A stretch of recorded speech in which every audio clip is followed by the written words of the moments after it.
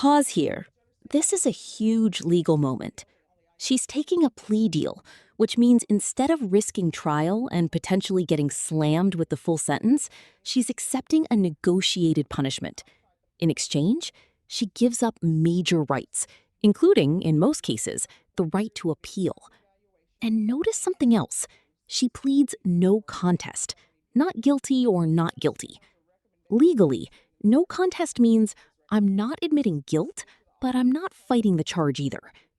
Functionally, in criminal court, it lands almost the same as a guilty plea. Translation: this case is no longer about whether she did it.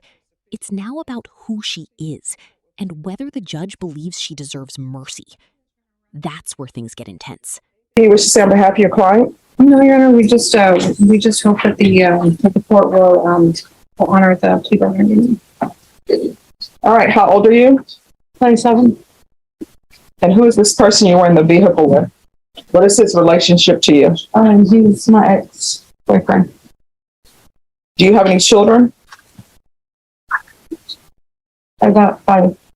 What are their ages? 14, 10, 7, 5, and 4. And where are they? They're under CPS custody. Is this the first time you've had interactions with CPS? Yes. All right.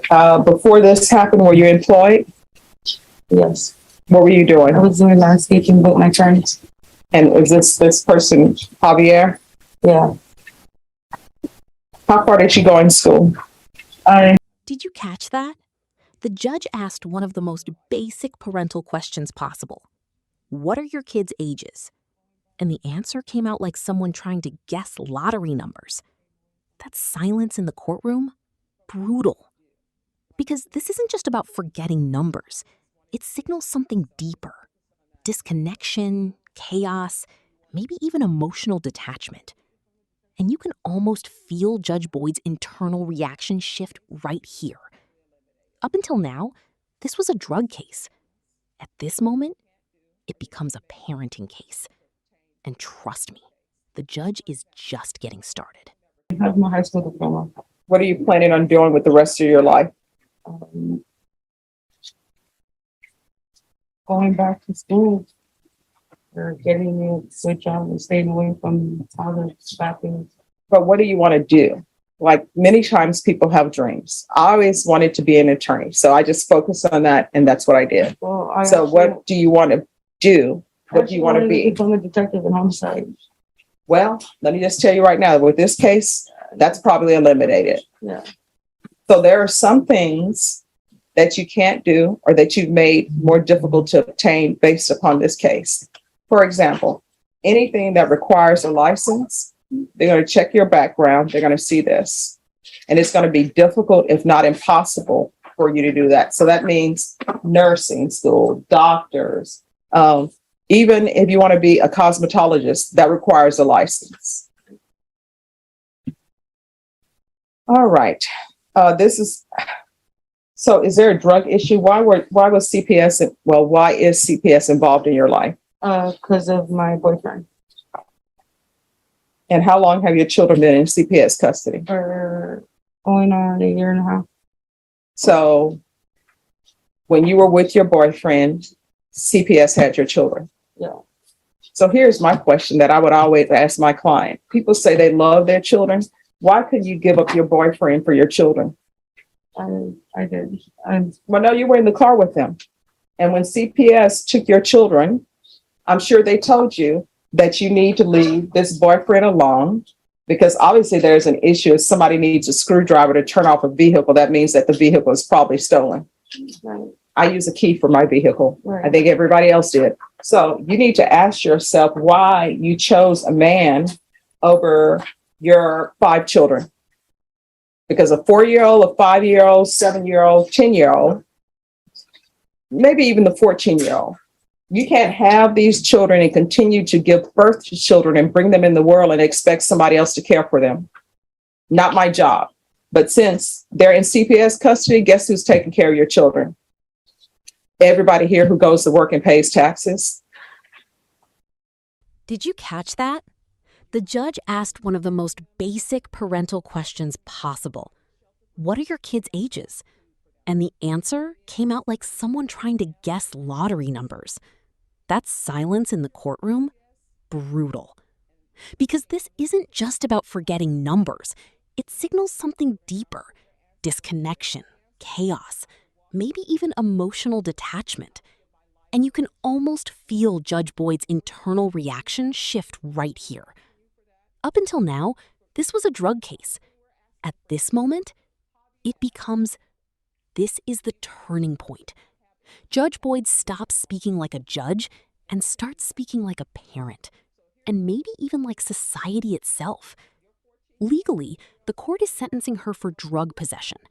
But emotionally, the judge is addressing something much bigger: a parenting case. And trust me, the judge is just getting started. Life, getting their expectations up that their mom is going to do right and be right, and then constantly disappointing them. And as another side advice, until you get your life together, and perhaps if you want to get your children back, you shouldn't get involved in any other relationship with anybody else. You understand? That's fine. Right. So as previously said, I'm going to find you guilty, sentence you to 6 months in the state jail facility. And you need to be completely honest with them about your drug use. Otherwise, they're not going to accept you. If felony drug court does not accept her, do not release her. We're going to come back to court and I'm going to do something else. There's a $1,000 fine. That's to be probated. There's to be CPS compliance. So if you don't do what you need to do for CPS, you're violating the terms of your probation. Do you understand? I'm going to ask for parenting classes. Of course, if CPS is giving her parenting classes and she's doing them with CPS, that's fine. I don't want to duplicate services. Take in consideration county court cost number 688045, night mag number 653017. There's $57 restitution to SAPD for drug testing, 120 hours of community service restitution. 40 of those hours will be waived if you provide proof of the COVID vaccination. Court is not requiring you to do that, but if you do that, 40 of those hours will be waived. I'm going to want a TAP evaluation while in custody. There's to be weekly reporting to probation until further notice. And probation, if the weekly reporting, if she has children's visit on the same day that she has the weekly reporting at probation, then her visit with the children, if that's verified, that will be acceptable. I'm going to want UA hotline until further notice.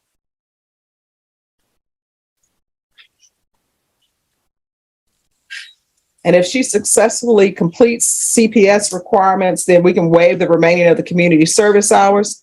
I'm going to want proof of employment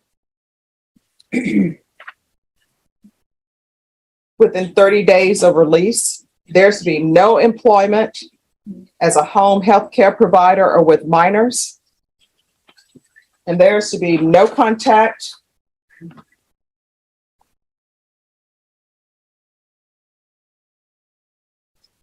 with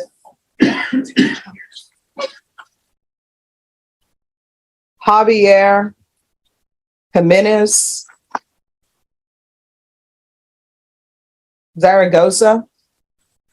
And if I could make it so that you could have no contact with any adult male that is not a relative, I would, but I'm not allowed to do that. And if I could say you're not allowed to have any relationships, intimate relationships with anyone, I would order that, but I can't do that. But you had better start putting your children first. Otherwise, you're going to lose custody of them permanently. Do you understand? All right, probation. Is there anything else that she needs? You mentioned field visit. Thank you. I'm going to want field visits. Tell probation, I'm sorry, but it needs to be 3 times a month. And there's to be no unsupervised contact with minors. Because what I've discovered, for some reason, people who have children in CPS care, their best friend always wants them. And here comes the final hammer. Notice the sentence she received: 6 months in state jail plus intensive probation conditions. That's not just punishment, it's structure. weekly reporting, drug testing,